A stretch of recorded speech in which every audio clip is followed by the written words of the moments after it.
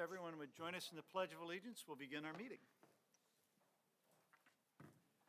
I pledge allegiance to the flag of the United States of America and to the republic for which it stands, one nation, under God, indivisible, with liberty and justice for all. Okay, welcome.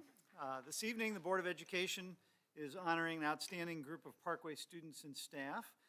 We're recognizing state sports champions, national board certified nurses, counselors, and teachers who completed the national board certification. In addition, we will recognize our certified social workers and school psychologists. First, we're going to officially call roll so we can be on record as all being here, and then we're going to get right to those recognitions. So, Nikki, would you please call roll? Mrs. Hopper. Here. Ms. Matt Franklin. Here. Mr. Reedy. Mr. Schindler. Here. Mr. Seltzer. Here. Mr. Spector. Here. Mr. Todd. I am here. Mr. Reedy sends his regards. He'll be here, I believe, next month. Let's see, may I have a motion and a second that the Board of Education enter into closed session later on January 15th, 2025, following the regular meeting at the Parkway Welcome Center for the purpose of considering, one, legal actions, causes of action, or litigation involving the district and any confidential or privileged communication between the district or its representatives and its attorneys, 610.021.1. Two, hiring, firing, disciplining, or promoting of particular employees by the district and personal information about the employee is discussed or recorded, 610.021.3. Three, preparation, including any discussion or work product on behalf of a public governmental body or its representatives for negotiations with employee groups, 610.021.9. And four, individually identifiable personnel records, performance ratings, or records pertaining to employees or applicants for employment, 610.021.13. So moved. Roll call, please. Mrs. Hopper. Yes. Ms. Matt Franklin. Yes. Mr. Schindler. Yes. Mr. Seltzer. Yes. Mr. Spector. Yes. Mr. Todd. Yes, motion carries 6-0. This closed meeting will take place following our regular meeting tonight. So now, it is our pleasure to recognize some outstanding people. So for that, I would like to invite Corey Johnson, our Director of Athletics and Activities, to introduce our state sports champions.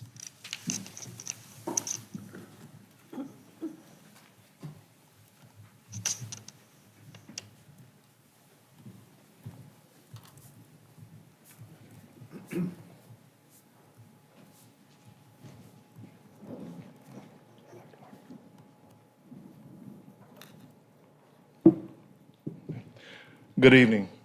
On behalf of the Board of Education, Dr. Marty, it's my honor and privilege tonight to honor our state champions from our fall season. And tonight we are recognizing the Central High Boys Swim and Dive Team. Central Swim and Dive Team won the Mission Class 1 State Boys Championship this fall. And they are coached by Andrew Shawnoff. He could not be here tonight, but some of his state champions are. So if the state champion swimmers, if you guys could please come up. Tonight present here, we have Colton Smith, Winston Reese, Connor Moran, Peyton Dimmitt, Casey Chapman. Congratulations, gentlemen.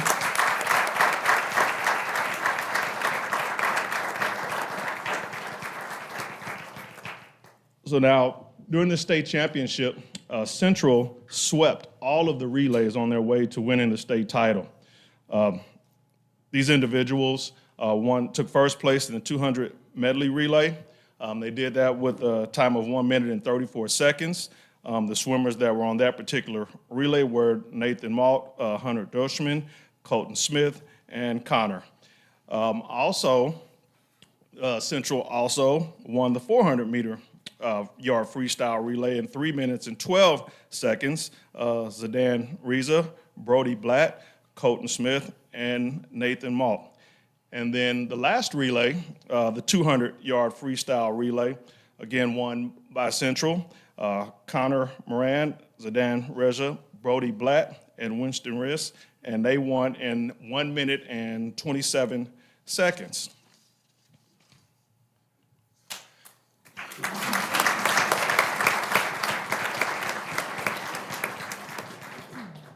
also this year was with Central, we had the St. Louis Post-Dispatch Metro Area Swimmer of the Year. That swimmer was Junior Brody Blatt, and aside from winning those relays, he also was second in the 500 and 200 meter freestyle. So he had an outstanding day along with all of his teammates.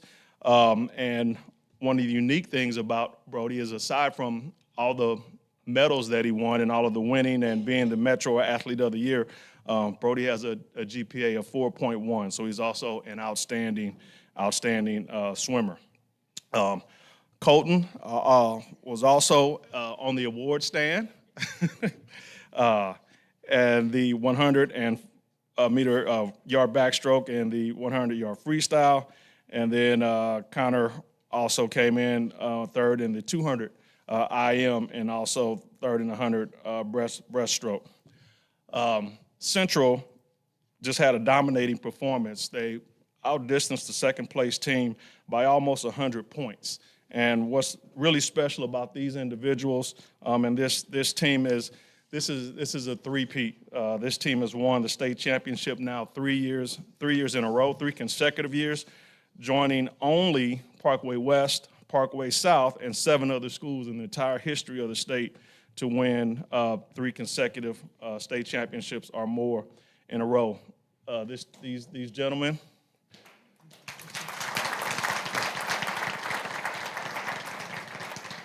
These gentlemen were also undefeated this season in our suburban conference. They won the conference championship. And then also just the accolades of this team and all of the winning that they did, the entire swim team together collectively has an cumulative overall GPA of 3.5. So they're not only outstanding athletes, but they're also outstanding students. They really put the student in student athletes.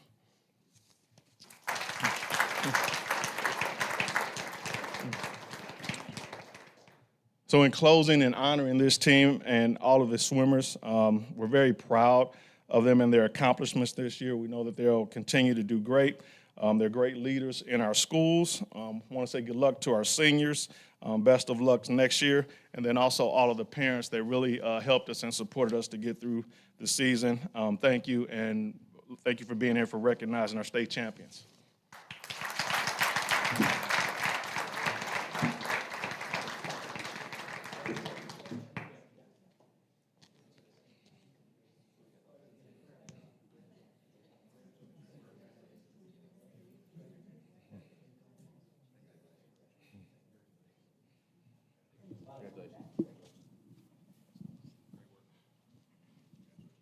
Next, please welcome Diane Brown, our Director of Health Services, to introduce the newest nationally board-certified nurses. Good evening, President Todd, Vice President Hopper, Board of Education, Dr. Marty, and Mrs. Stover. Thank you for the opportunity to recognize our nurses who have recently earned their national certification in school nursing. This achievement signifies a mark of excellence in the field and formally acknowledges these nurses for their advanced knowledge, competence, and commitment to school nursing. Parkway is proud to have 23 nationally certified school nurses. Jenny, would you please join me? Jenny Littman joined our health services team in 2023 as a district float nurse. She has recently transitioned into the school nurse position at Central High School. Her attention to detail and welcoming demeanor have made her a great addition to the Central High community. She does a wonderful job supporting the students, staff, and families at a very busy high school. Jen Moshman, the nurse at Shenandoah Valley, also earned her national certification, though she could not be with us this evening. Please join me in congratulating Jenny and Jen and all of our certified nurses for their dedication and hard work. We're very grateful.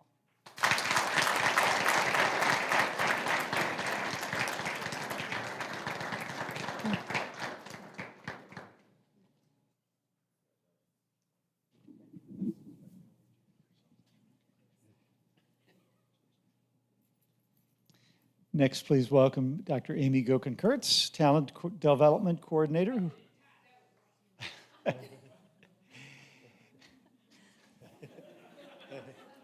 I'm Amy Gherkin-Coates.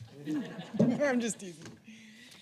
Good evening, Dr. Marty, President Todd, Vice President Hopper, Ms. Stover, and members of the board. Each year, I have the opportunity to come to you to honor the Parkway educators that have earned the distinction of becoming nationally board certified teachers. This year, it is with great pride that we are able to honor 2 outstanding educators.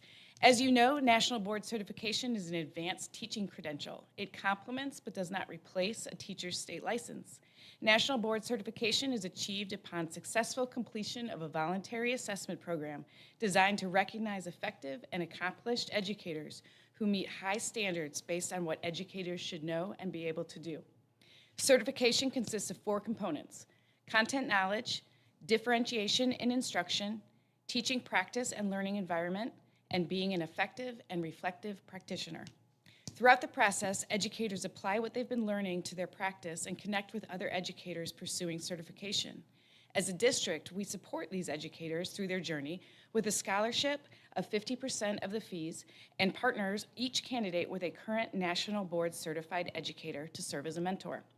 With roughly only 3% of educators across the nation earning this certification, I am so proud to report that we have another 14 educators at different places in their journey, collecting data, videotaping lessons, measuring impact, and adjusting instruction to be able to join the ranks of the 78 previous educators that have successfully walked this path in Parkway.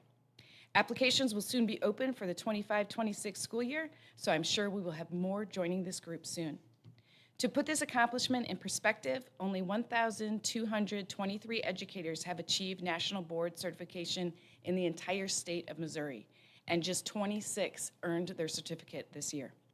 Tonight, we celebrate our newest members of this very elite group. Please join me in congratulating the following educators: Christy Henderson, Math Support Specialist.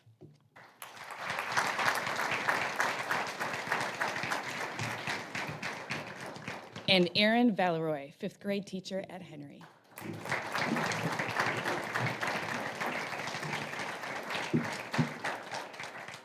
Who's also growing a baby?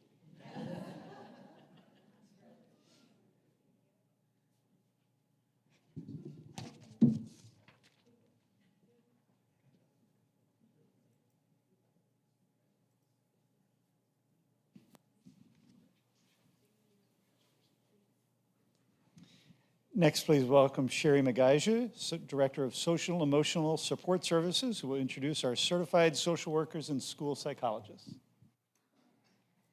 Good evening, Dr. Marty, President Todd, Vice President Hopper, Ms. Stover, and members of the board. This year, we are proud to expand our recognition efforts to honor Parkway staff who serve in the vital role of supporting mental health. It's a privilege to acknowledge Parkway mental health specialists and social emotional support specialists who have achieved the esteemed distinction of becoming nationally certified. This year, we're delighted to celebrate 6 exceptional staff who have earned this significant honor. Tonight, we're honored to recognize staff who have achieved national certification across 3 distinct areas of expertise, including the Academy of Certified Social Workers, National Board of Certification in Counseling, and National Board of Certification in Psychology. These 3 certifications are unique in their requirements. However, they're achieved upon successful completion of a master's degree, pre- and post-exam, thousands of clinical hours, and successfully obtaining clinical licensure. They are required to maintain sound professional standards with exceptionally knowledge and skills, and continually meet the state standards for continuing education, which includes ethics, suicide, diversity, and inclusion. Tonight, we celebrate our newest members to this very elite group. Please join me in congratulating the following staffs supporting our mental health efforts. First is Jamie Myers. She is a mental health specialist at Shenandoah Valley.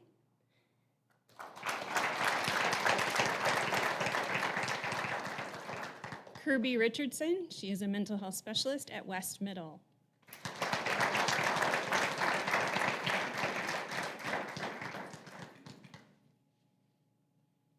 Next is Melanie Tusing. She is a mental health specialist at Claymont Elementary.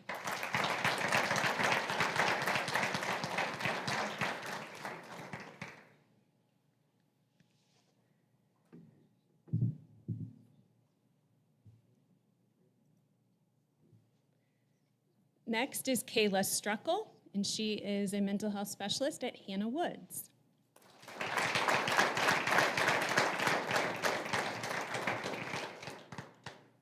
And finally, the National Accreditation for Social Workers is Tony Bryant, and she is a social emotional support specialist for our district.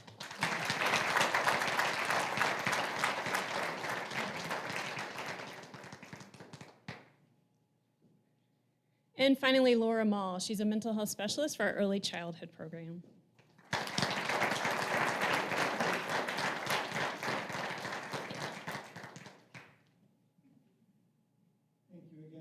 Students, your families, our Parkway staff for being here to recognize all these great, wonderful people here in our district. At this time, we will take a brief recess and we'll resume the meeting shortly.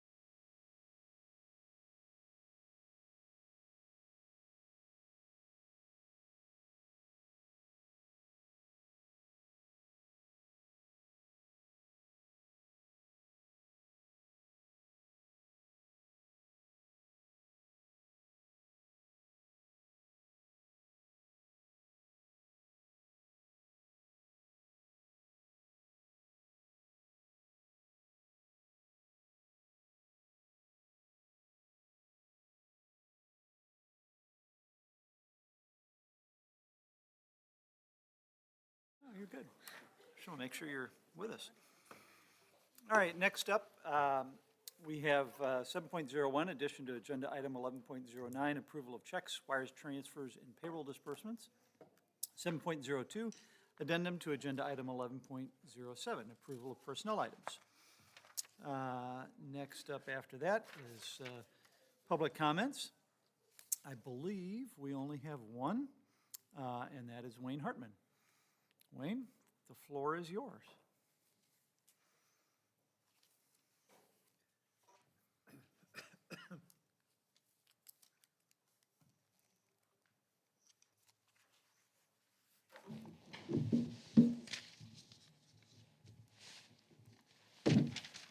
Okay.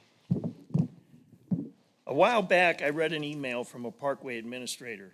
In that letter, there was one sentence that reads, "If you have students that are in need of support and do not qualify as a DEI student, please let me know." So my questions are, 1, what is the criteria that makes for a DEI student? 2, what steps, if any, put you into a DEI category? And 3, what would one consider you to not be qualified to be a DEI student? So if the board needs any answers to be able to send to me, feel free to contact that administrator that wrote that email to gain clarification, as that administrator said to let me know. So it appears that the administrator would be able to answer any and all questions.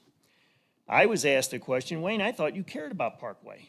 Well, I would not come to these meetings or stand here and speak as I do tonight if I did not care. That question told me that the district is okay with singling out students and simply categorizing them into groups, instead of simply seeing them as a person.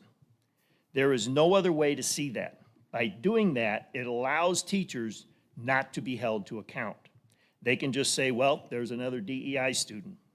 Decades back, if you failed a class, you did not move forward. Today, you are allowed to fail up. Now, parents may not believe that, but it's true. By doing that, a district is not holding their teachers to account. That's the way it comes out across to me. I have worked all my life that it's either right or wrong. When I was machining, there were times that I had to hold a tolerance of a plus minus 0.00030. That's less than half the diameter of one human hair. Just a couple of things: tooling made for doctors to use during brain surgery and parts going inside bombs for the military. Two polar opposites, but both critical. Boeing dropped its DEI program when a roof blew off a side door blows off in flight. Luckily, no one was hurt. And just recently, the landing gear did not open and over 100+ people died. As I stand here tonight, I want to ask Parkway to drop their DEI policy of students. Over the decades, Parkway has built up name recognition. Why would you want to lose that by throwing the tolerances in the trash? Something to give serious thought to. Why are all these companies now dropping their DEI programs? The true acronym for DEI is didn't earn it. This is what DEI does. So let's go back to using knowledge and common sense like these other companies are returning to. Thanks for the time. Now we'll proceed to approve our agenda for tonight. May I have a motion and a second to approve the agenda for the regular meeting of the Board of Education scheduled for January 15th, 2025? So moved. Second? All in favor? Aye. Any opposed? Motion carries 6-0. Next up is our calendar of meetings. The next regular board meeting will take place on Wednesday, February 19th, 2025, beginning 7 p.m. right here at the Parkway Welcome Center. Board candidate filing is next. 4 candidates have filed for the 2 open positions in the Parkway Board of Education. The candidates in order of filing and as their names will appear on the ballot are Jeffrey Spector, Mia Robinson, John Kilper, and Ali Seacott. The election is Tuesday, April 8th, 2025. The terms of Robert Reedy and Jeffrey Spector expire in April 2025. A Board of Education candidate forum will be hosted by the League of Women Voters on March 11th from 7 p.m. to 9 p.m. right here at the Parkway Welcome Center. Now we'll move on to board and superintendent reports. I'll just share one quick thing. This morning, I had the privilege of going to visit our Spark program, and I got the opportunity to interview 3 of our technology solutions students as part of a project for GIS. And it was just really fun to go through the questions that I had given to me from the program, and I was able to add my own questions to them too. And it's really ironic that I'm going through a hiring process right now at work, and just comparing the students to the quality of candidates we're getting sometimes for my job, our Parkway kids are doing really good. So just wanted to share that. I hope everyone had a good break. I know we had some challenges with the weather, and I wanted to thank all of our staff and crew who were able to help get our parking lots in order and to at least get some school here recently. Just before this meeting, we also had a PNA Communications Lab. As a father of a child who is a frequent flyer at the Nurse, I appreciate everything that they do, and it was great to hear all the things that they do, and it really is amazing, everything they do every single day at our schools.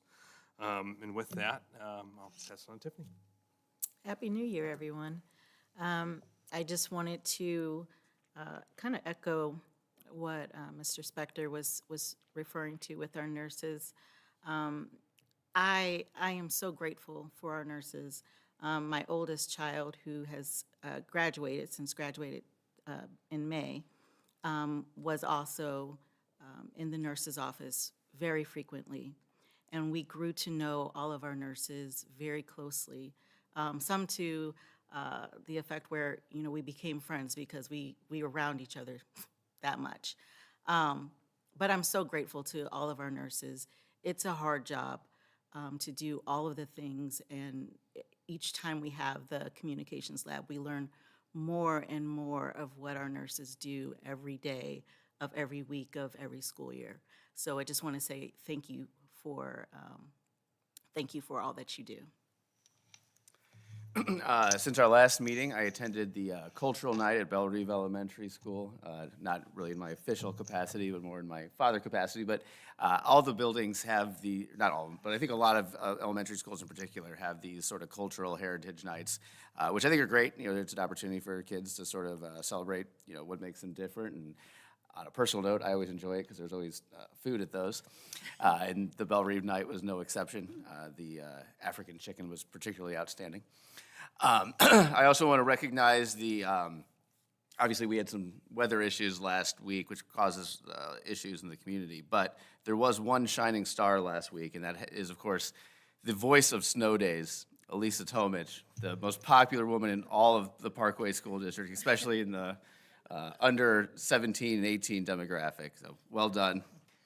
And in that same line, you know, we had all these snow days last week, and, you know, I do think, you know, a lot of us sort of reminisce about our childhood. I remember sitting in front of a TV, watching the scroll to find out if you had school that day, at 7:30 to 8 a.m., you know, hoping. And now, you know, there's an effort there's not going to be snow to figure it out ahead of time so families can plan ahead. So I just want to give a thank you to my parents and all the other parents out there that had to figure it out in the 90s at 7:45 a.m. when they would learn that school was out of session. So well done, guys. I agree. I want to, a number of the meetings I was supposed to go to got canceled because of the weather, but have been meeting with our Puma group through negotiations there, and just thank you so much to all of our facilities and building grounds crew people who have been trying to keep our properties up and available and safe for our students and staff to come back, and all of our bus drivers that are managing safely through it. And so thank you very much for that. And then our nurses this evening. I too have a child with food allergies and another one that took daily meds, and so their arduous task of trying to keep everyone safe, and including the staff, and tending to their needs. So we thank you all very much. We're certainly very proud to be in Parkway, so thank you for everything that everybody does here. Thank you. And I'll echo all of those sentiments, particularly the cleanup efforts after the weather the past week and a half or so. I drove through a number of schools over the weekend and Monday night and Tuesday night and into Wednesday, and just trying to see where we were and what it looked like, and it was typically much better than St. Louis County was doing. So So that was great to see. I will, I'm sure Dr. Marty will mention this as well, but since this meeting last month, when we officially announced our pick for our next superintendent, I know Dr. Schneider has been in the district several times. I've had some communication with her, and even over the holidays, and she spent a lot of her time over the holidays really digging into Parkway and, you know, where she wants to focus when she gets here, when she visits, and things like that. So we're excited to continue to have her meet people and get to know the district. One of the next opportunities that she will be able to greet the public and our own staff will be Wednesday, February the 5th. That's the date of our State of the District. I think that's a 2-hour event from about 5:30 p.m. to 7:30. She'll be there, she'll make some remarks. We'll have a whole host of information and presentations that we'll make around our strategic plan and where Parkway is headed. So I hope all of you will join us that night. It should be a great evening. We'll have some student performances probably, and it should be a great event. So that's all I've got. Well, since you set me up, I will comment. Dr. Schneider was here on Friday and Monday, and I'm delighted to be able to work with her. She is very engaged in wanting to learn about Parkway. She came to one of our SAP meetings on Monday, and I think we had a wonderful time getting to know her, and she certainly is not shy about learning and asking questions. So she'll be back, as you mentioned, in February, but hopefully continuing that transition. But I think the community is really going to appreciate her and her investment and her desire to really come and hit the road running. So I'm going to continue doing my best and our staff to make sure she has a wonderful preparation and transition. So when June, July comes, she can hit the ground running. We talk about weather. Let me be a bearer of maybe some, and by the way, thank you. The thank yous are great, and our staff deserves it, and our parents deserve the patience that they needed to have last week. But henceforth, you know, in the old days, some of you were talking about the old days, you know, we had snow days, right? Well, now we've used up our 3 days where now everything is virtual moving forward. So any snow days moving forward will indeed be online or virtual learning, or what we call AMI, Alternative Methods of Instruction, which is what the Department of Education calls it. So we will continue to monitor. We have quite a bit of winter left, but we'll certainly do our best to have students in school if possible, but certainly learning virtually if they cannot. I just want to mention the night we had an opportunity to celebrate a lot of success of students and in our national board certified staff in the various areas. The national certification, as was mentioned briefly, is really a tough and tenuous work. And sometimes people, you know, give it a try and don't complete it. So those that completed put hours and hours and dedicated work into this. We saw the night in the counseling and social worker, psychologists, and then of course our teachers and nurses. So we just need to be mindful of the extra work that these people put in, and we really do appreciate that in terms of their learning. We continually work to fill principal openings. We have Piermont, Claymont, and Central Middle that we're working on filling, and this is prime time, and so we're working to get those positions filled. We have applicants that we've been doing some screening, and we'll continue to work on filling those positions for next year. And the Missouri Legislature is in session. So, Matt, I know you're one of those people that keep an eye on what's going on there, and we will continue to do that, our staff, and stay in touch with what's going on in Jefferson City as far as our responsibility to follow legislation and how it might impact us as educators. I do want to go back to just, I was going to mention, I do really appreciate, again, the patience of our families and understanding. We did make some changes with final exams, which will conclude tomorrow, but given the stress and taking some stress away, we certainly changed some of the philosophy of students took final exams, kind of a no-fault final exams, we call it. They can help them in terms of their grades, but not harm them if they, because of certainly they didn't have the time to study and do some of the final work. But I'm told that the attendance has been good and people are giving their best effort and working on and getting ready for final exams. I'm talking students and teachers as well. So I think that's it. Mr. Todd, thank you. Thank you. Next up, we have a relatively brief consent agenda, which we've all had an opportunity to review.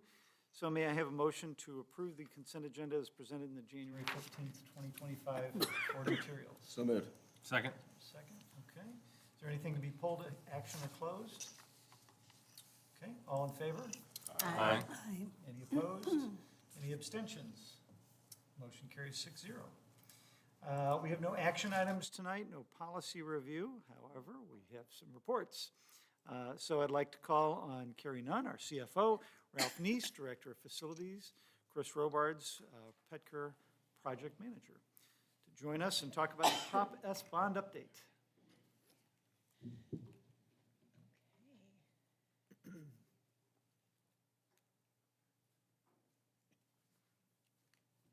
All right, good evening, guys. Thank you. All right, we have some updates here for you for Prop S, but before we get into the projects that's covered by our construction managers at risk and internally here with Parkway, I wanted to give you an overall financial snapshot of like where we are at with our Prop S funds. So when you look at this chart on the left-hand side is our total bond funds. So this is, the community graciously approved our Prop S initiative with our bonds, which ended up being $265 million. We were able to get a bond premium on there of 8.6. Interest that we have earned through the end of November has been $6.5 million, which gives us an overall bond revenue of $280 million. What has come out of that revenue has been our bond fees. So that's our cost of issuance and our other fees. And then we have our history to date costs. So this is expenses that have left. We've actually paid through the end of November. So that's been $34.7 million. And then we also have an estimated positive arbitrage in there. So that's interest that we anticipate we will earn that we will have to pay back. So we want to always make sure we keep that in there so we don't end up using those funds because it will be money that we have to pay back. So that gives us a total left remaining bond funds of $243.3 million. So that is all of our bond funds. But we actually have, then on the right-hand side is our current bond cash flow. So that is the cash on hand. So we have not actually issued all of the entirety of the bond of the $265 million. As of today, we've only taken out one series, which we did in 2023, and that was $90 million. And so all of the interest and the costs are still, calculated there. So our actual cash on hand right now, as of today, at the end of November, is $68.3 million.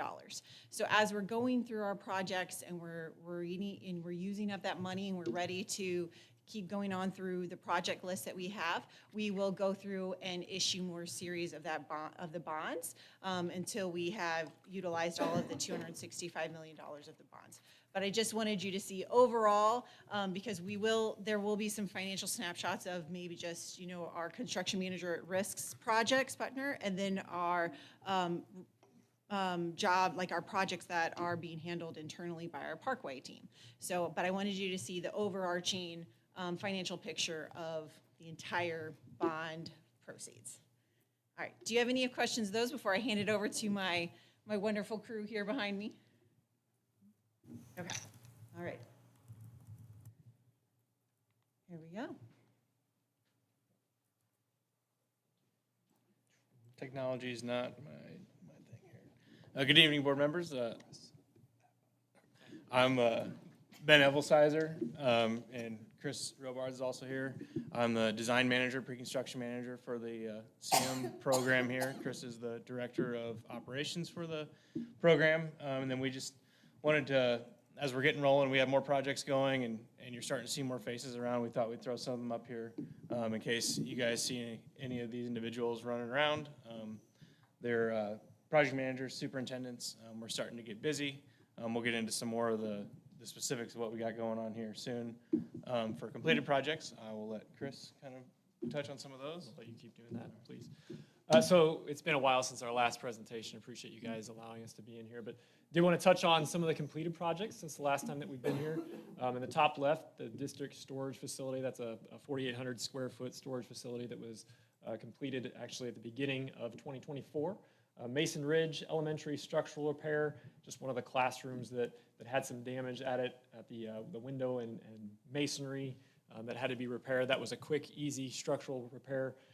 Hannah Woods Elementary was actually split up into 2 projects. We had our site repairs, as you see there on the left, that included some site utility work along with the parking lot and bus entrance. We have some site electricity. You can kind of see where the roofing is taking place there too from our drone photo. That goes into bid group 2 along with the windows and door replacements.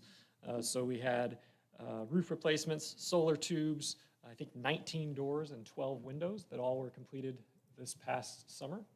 And then there in the bottom right, the gym floors that we were presenting at our last presentation as well. West Middle was already completed, but we wanted to show that one again. South High School was also completed. So both have new state-of-the-art, basically top-of-the-line gym floors along with new bleachers at West Middle. Go to the next slide here. Also this summer at the admin site improvements in the top left, we've got new asphalt parking lot, ADA sidewalks, and some stairs that were completed over the summer. Fern Ridge High School in the top right, mainly just this entryway along with a wheelchair lift.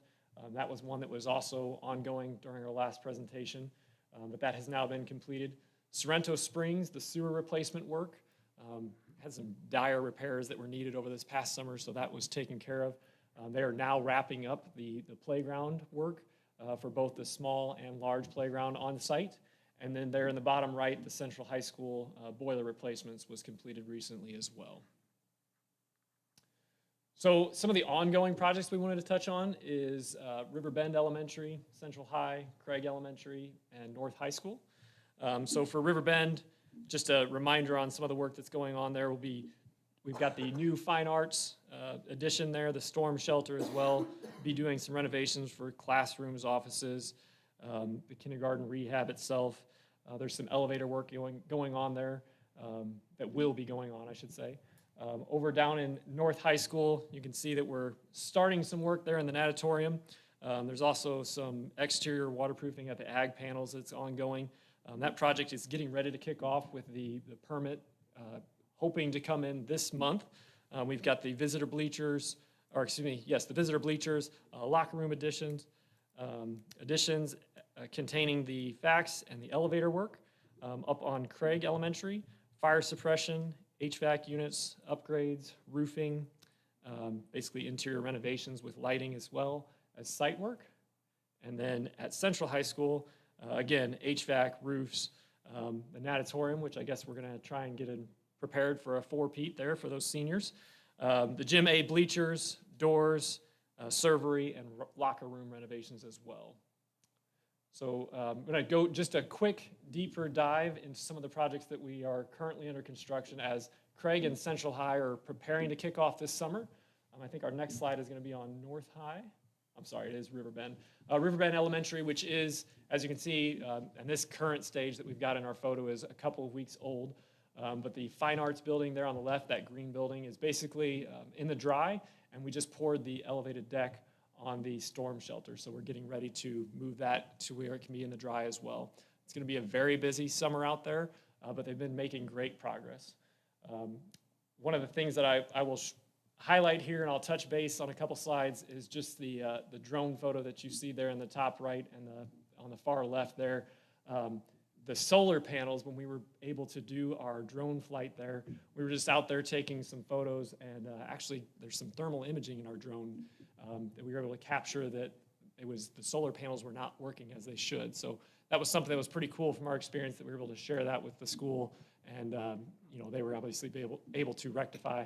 I will say on all of the projects, but on River Bend, man, it's been a pleasure to work with the principal and the entire staff. Jamie and her crew have been tremendous to work with.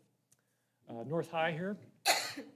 Like I said, we're getting ready. We're doing all that we can right now that's available. The work that's taking place in the natatorium is gearing up and actually coming to a finish here. We're hoping to be done within the next month or so. And then, like I said, hopefully by the end of this month, we will have our permit up. Over winter break, we have the temporary partitions ready to go in the facility to where we can be up and running. Obviously, as you've all spoke to, the weather, We're trying to see how quickly we'll be able to get in and work on our addition there. Concrete work, anything exterior is going to, basically bow down to whatever the weather allows at this point. So, but we're excited about that project. It's going to take place over the next few years. A lot of work to take place there as well. I talked about the pool, but one of the other things that we're going to try and knock out as quickly as we can is those visitor bleachers at the football stadium. And then I'll pass it over to Ben here real quick before I jump back. Yeah, so this slide is kind of a financial snapshot, but before I dig into that, Chris doesn't give his team enough credit with being flexible with weather and permitting authorities and all the things, but it's been a pleasure to work with the district on both the pre-con side, which I manage, as well as on the operations side. Everyone's been great to work with, and it's been a great collaborative effort. Even Kevin was out there with the shovel. I was out there and saw him, and that was a great time.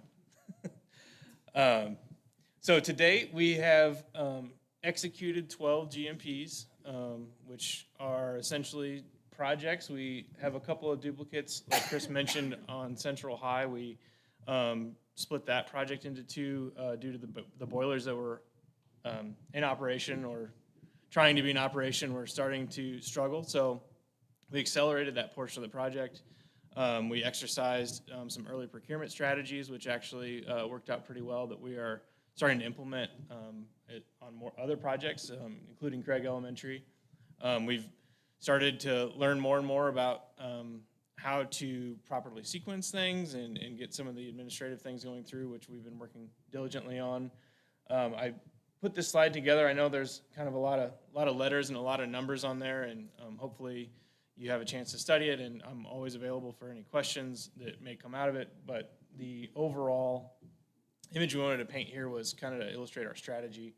The bond allocation, the Parkway team put together, initial estimates when the bond was going out for issue, and then total award is the contract or our GMP value that gets awarded to us to manage, and then the final contract is what we've closed contracts at to date.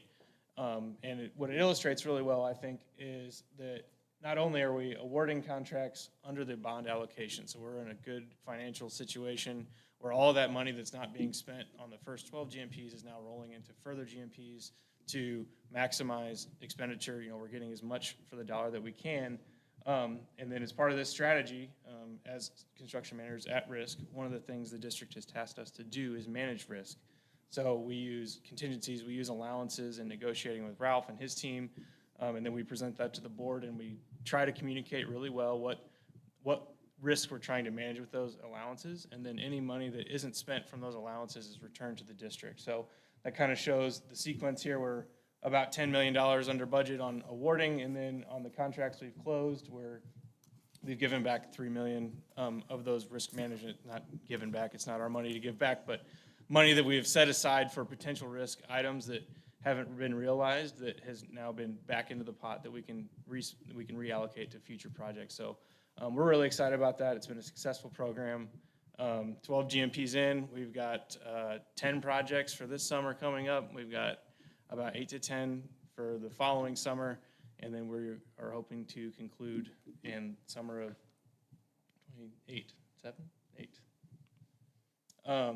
Speaking of upcoming projects, Chris mentioned that we have Riverbend, Craig Elementary, Central High, North High already rolling. We are also going to look at starting district operations and transportation, as well as the Oak Brook Elementary and McKelvey Intermediate. We just opened bids. I had to turn my slides in too early. We opened bids on Tuesday last week, so that has been bid. It was another successful project.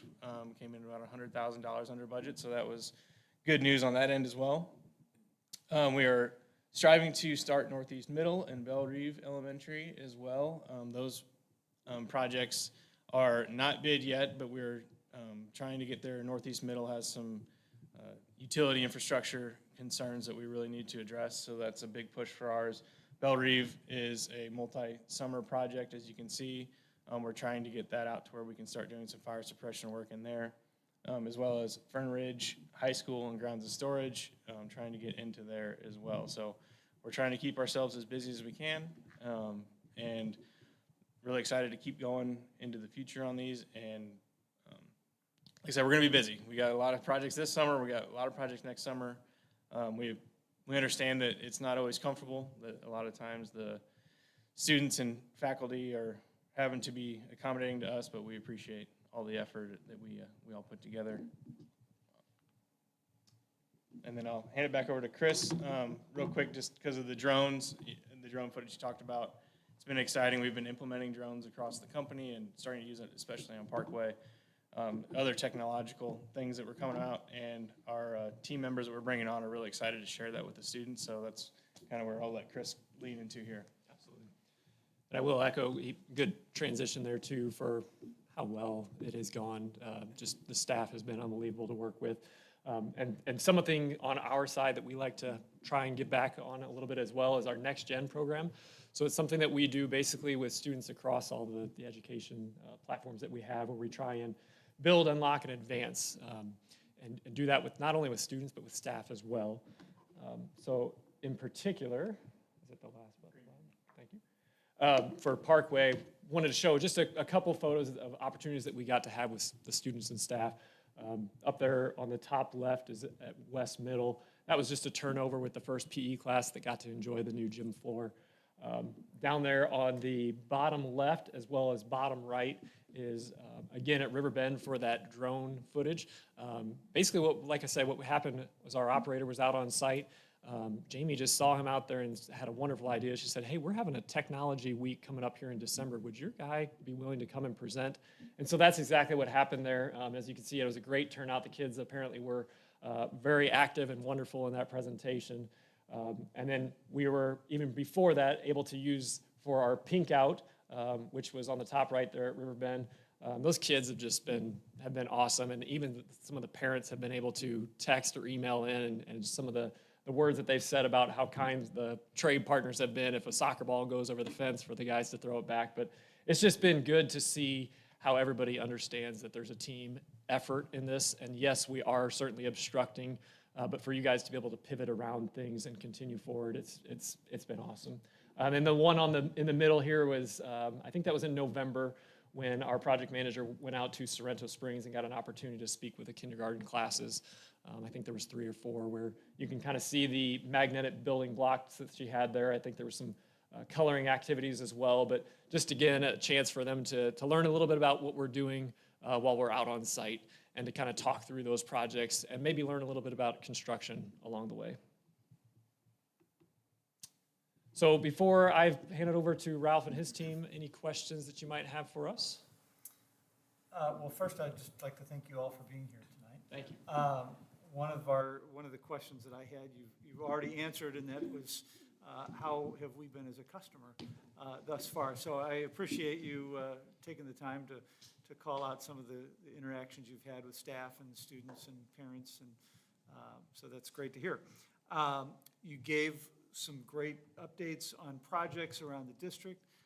Where are we with playgrounds? I know we've had some challenges, different places. We've had some challenges. I think the guy behind me is going to talk to it a little bit. Okay. So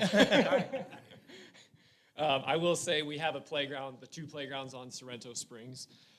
So that project, it has been completed. We are in the punch list stage, so it's the final area of buttoning things up. We actually were able to complete those items to the 95% mark on January 3rd, that Friday. So we've got to make sure after the snow melts that those items are accepted. And then basically we should be able to turn over.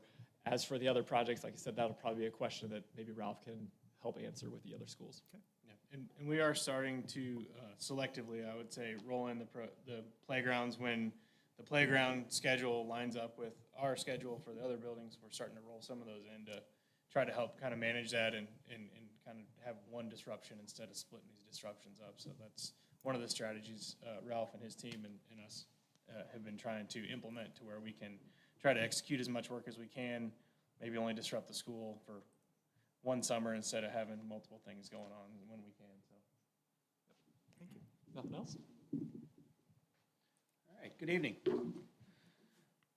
So first up, we wanted to talk about roof replacement. So part of what we've done with the overall program is where Parkway can manage stuff on our own and realize cost savings, and we have some expertise in-house. We've managed some of these projects, and roofs has been one of those.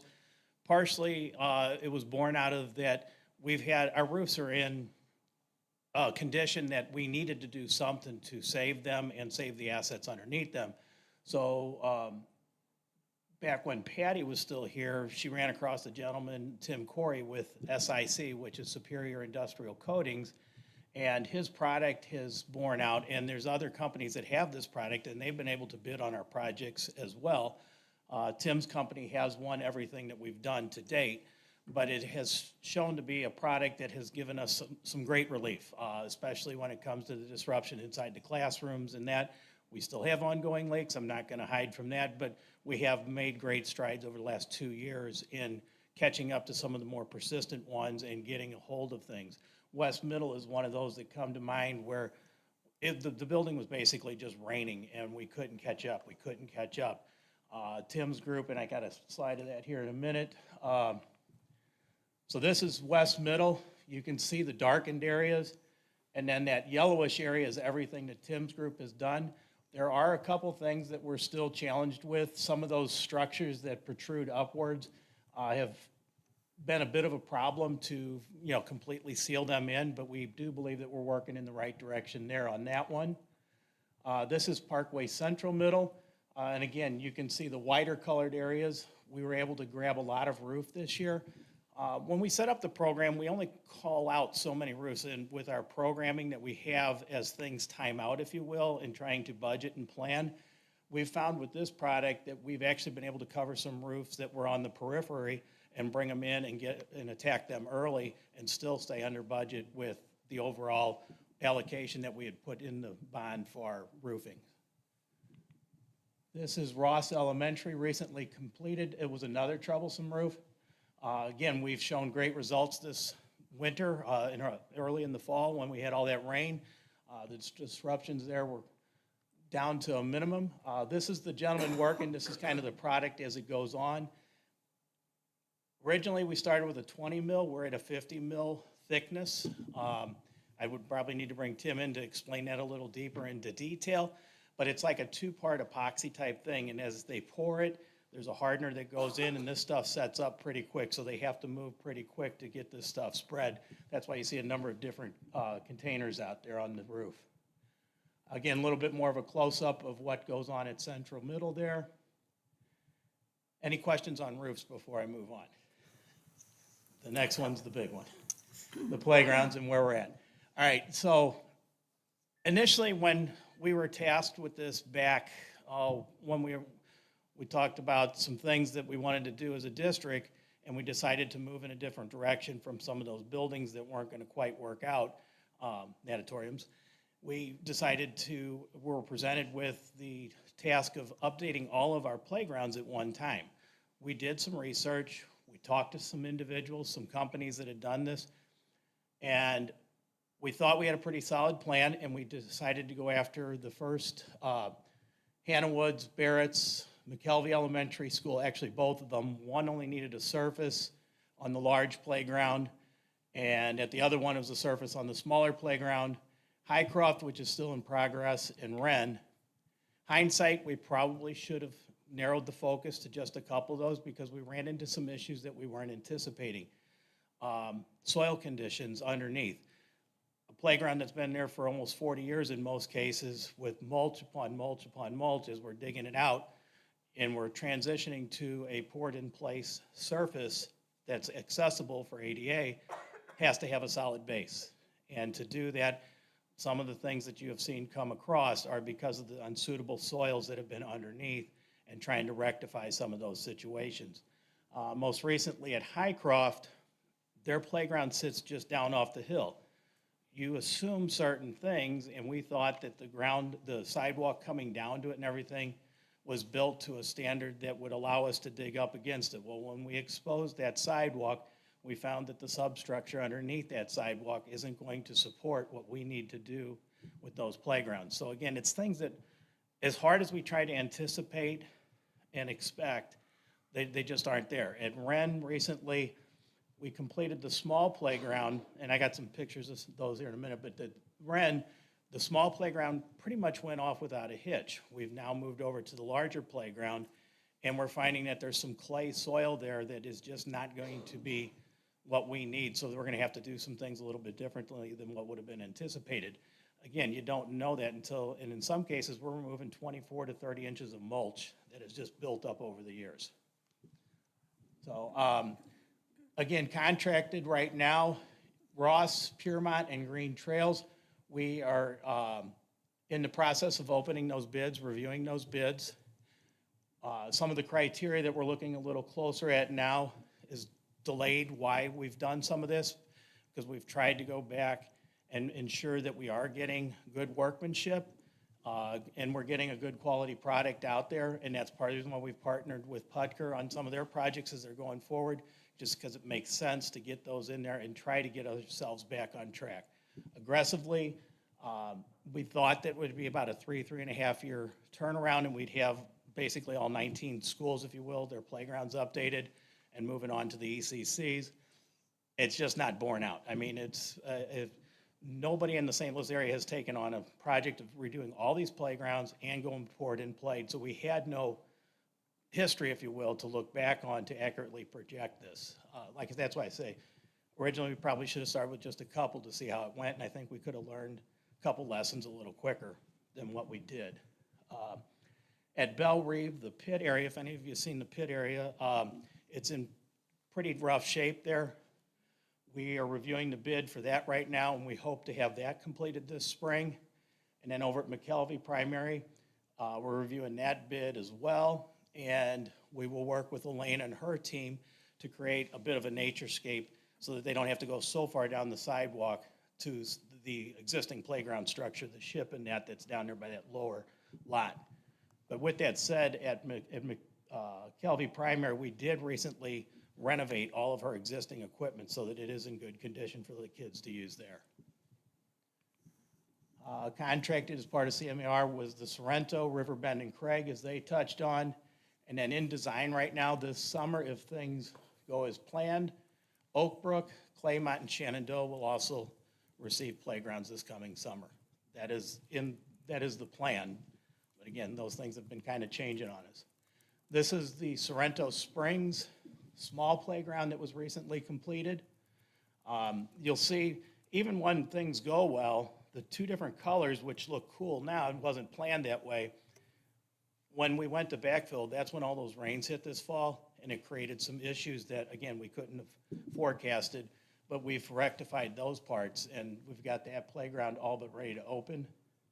That's the larger playground there. You can see that these children are getting a much larger play surface to go out on when there is rain and stuff, where in the past, the mulch and mud that would have been there would have kind of prohibited that from happening. Barrett's Elementary, that is, that's not Barrett's though. That is actually, that should be Hannah Woods. That's the small playground off the new parking lot there. That was mislabeled by us, I'm sorry about that. Barrett's, this is the larger one. This is the first surface we put in that we ran into issues, and partially because we were feeling some pressure to get something opened. Maybe it was just perceived on my part, but it was taking an extremely long amount of time. And we kind of asked the company to go quicker and pour the original surface in some conditions that were less than ideal. Again, it was a bit of a learning experience on not only our part, but on the contractor's part as well. But that's since been fixed, and that playground has been opened. This is the larger playground in the back of Hannah. And again, that cleaned up really nice. I don't know how many people remember the back playground at Hannah, but at the time, it was becoming in a bit of disrepair. So we've gotten that taken care of. Guess I went too far. So questions on the playgrounds. I hope I answered some of your questions, but if there's some other things you need a little more clarity on, if I can answer now, I will. If I don't have the answer, I will get that for you. No, I think you covered it well. Okay. Well, we do thank you for allowing us to come tonight and present where we're at. We're looking forward to this summer working with Putker, and I think we will see some great strides, especially with all of the construction, but in the playground area very soon. So, thank you. I think Carrie has kind of an idea that we'll try to do one a semester, an update because this is very thorough, and I think it'd be great to have you, maybe early in the next school year, right? August, September? or- We're looking at September right now, though. September, yeah. You That'd gonna be come great. back for that one? No. He's gonna watch on YouTube. I'll watch on YouTube, yeah. Thank you all for being here. Thank you. Thank you. Okay, so we will move on to 14.02, which is our Facilities 2050 update. Jason Rooks, our Executive Director of Operations, take it away. Good evening, President Todd, Vice President Hopper, Dr. Marty, Mrs. Stover. Tonight, I'm just here to give you a quick update on our work with Facilities 2050. So we'll start with the basics. What is Facilities 2050? Facilities 2050 is a new Parkway initiative with the goal of building a plan that allows for short-term and long-term revitalization of Parkway facilities. This is going to be a multi-year initiative launching in 2025 that will include participation and input and feedback from the Parkway community. And when I say Parkway community, I really like to emphasize we're talking about the community at large, our parents, our students, our teachers, trying to involve as many of our stakeholders as we can.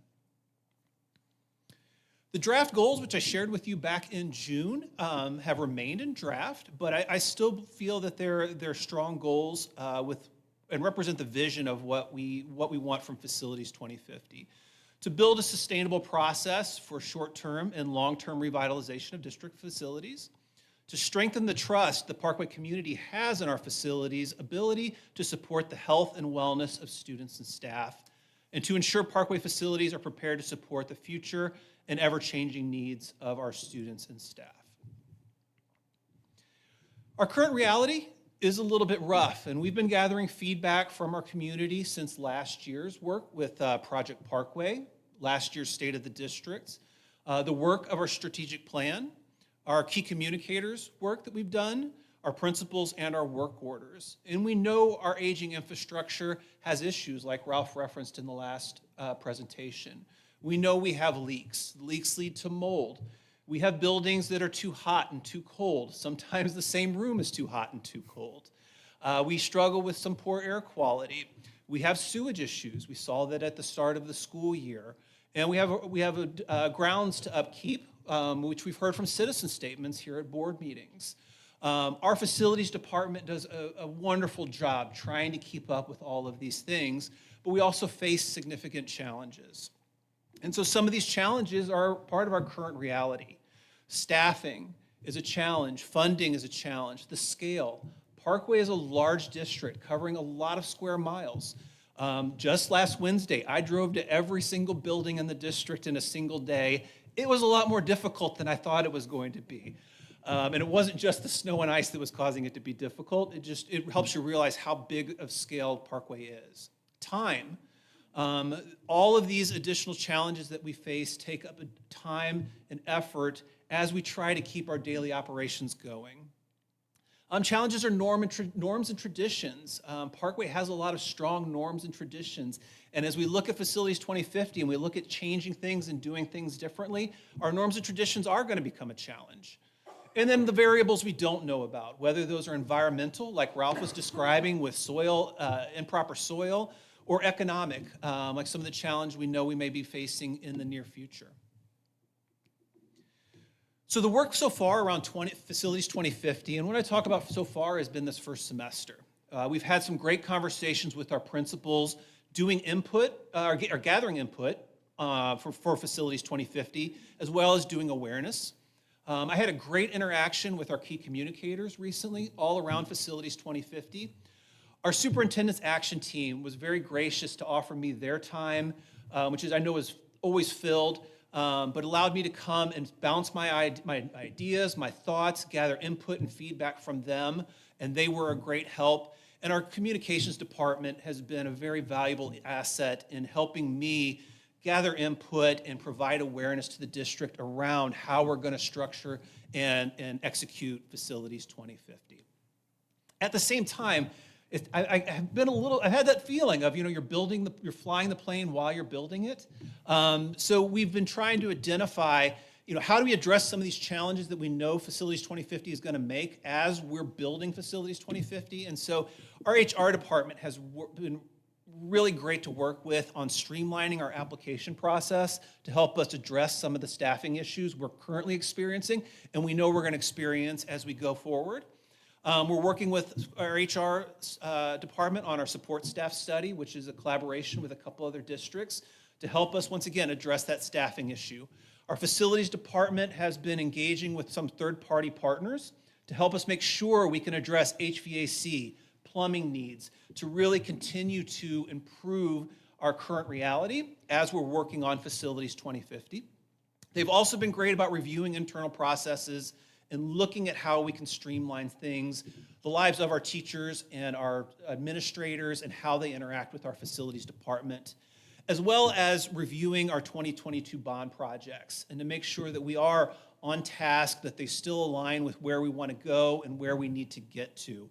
I was thinking about that. Some of our 2022 bond projects were probably conceptualized 5 years ago in 2020, and we're still working towards executing those. So revisiting, making sure that we're still aligned, that we're still on the right path is important, and we're continuing to do that. So the work going forward, what is Facilities 2050 going to look like in 2025? We have a really strong foundation that I believe was built by Dr. Beckner, Dr. Holman-Bess with our Project Parkway. And I'm looking at doing a two-committee structure. A core committee, which is going to be made up of Parkway staff who will work on immediate and short-term improvements to facilities, processes, and needs. These are our quick wins. These are addressing those immediate needs that we identify internally that we just need to talk about. How do we improve this situation as the larger Facilities 2050 is evolved? And then we have our steering committee, which I've been fortunate to have Dr. Holman-Bess and Dr. Beckner once again loan me the Project Parkway Steering Committee to help with this work. And so this will be made up of community members, including the Board of Education, parents and others who will identify long-term needs and strategies for improving the conditions of our facilities. So these groups will be meeting on a monthly basis to execute this work. And then I know student input is going to be an important piece of this. And so we're looking at creating some opportunities in the 25-26 school year to engage with students and gather their input into Facilities 2050, as well as partnering with our curriculum and instruction friends, teachers and TLA, with how can we incorporate students or our curriculum into the work of Facilities 2050. One of the greatest things to come out of the awareness we did with key communicators was I had a Central High teacher reach out to me who's teaching a civil engineering and architecture class. And once it involved his students in doing some brainstorming around redesigning portions of Central High and Central Middle, they want me to come in and interact with them. And I'm looking forward to working with this teacher some more to see how can we continue this engagement and have the students really be a part of some of the work we're doing for Facilities 2050. So going forward, here's what it's going to look like. Year 1 and 2, that's this current year. The core and steering committees will start meeting in January. We have our first steering committee meeting coming up January 28th. The core committee will start reviewing immediate needs and identifying processes improvements. I have not set the first core committee meeting date yet. I'm still trying to get the scope around our membership and the work that we're going to do. The steering committee will begin reviewing our current reality and identifying important data that needs to be collected. So what data does our steering committee want to look at to help us set that course for Facilities 2050? And we're also planning on kicking off a new demographic study. Our last demographic study concluded in 2017, over 5 years ago. So it's about time that we do another one to provide us the data that we will need to take those next steps, as well as doing a full facilities assessment with a third party. So having a third party company come in and really give us that objective data around the condition of our facilities and the systems that support them. So the buildings, the air conditioning, the plumbing, the electrical, all of those pieces, so we have the data we need to make some important decisions. Year 2, 25, 26, I'm viewing this as, for me, it's the fun year. Dr. Marty knows I get excited about this. The core committee will continue its work around process improvement. I view that core committee being something that's going to exist every year about how do we continually improve our day-to-day facilities operation. The steering committee, though, is going to take on some really important work, and we'll begin building what we're calling our Parkways Facilities Revitalization Plan. And then year 3 will be continued review and revision of that facilities revitalization plan. So the big question, well, what's the facilities revitalization plan? It will provide the roadmap to revitalize current and future facilities to align with the strategic plan that we spent last year working on, anticipated growth and evolving needs. The facilities revitalization plan is the product of the work of the Facilities 2050 initiative. So my hope is that we're back here in June of 2026 asking the board to approve our facilities revitalization plan for Facilities 2050. With that, I'm going to open it up to questions. I do want to highlight our communications department did a really great job of putting together a very brief Facilities 2050 website, and so I want to give them credit for that work. And there's a short URL and QR code for anyone that wants to visit. Questions from the board? Yes. One question. So I know that the Early Childhood Center was going to be rolled into Yes. this. Has there been any idea of how that's going to be rolled in at this point? Yeah, so immediate work that's being done is Dr. Holman Best and Dr. Beckner are leading an ECC kind of ECC work group that is looking at how do we, very similar to the structure I just described, how do we address the immediate needs for ECC in that area, while Facilities 2050 folds ECC into the overall, the ECC needs into the overall facilities revitalization plan. So ECC will definitely be a component of that overall plan. I can't say where that's exactly going to fall in the process. But we have not, no, ECC is definitely still on our radar.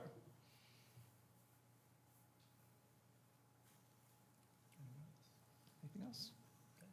I thank you for your time tonight. Covered the high points, so thank you very much. We have no work session tonight or any special meeting for furthermore. So may I have a motion and a second to adjourn the regular meeting? So moved. Second.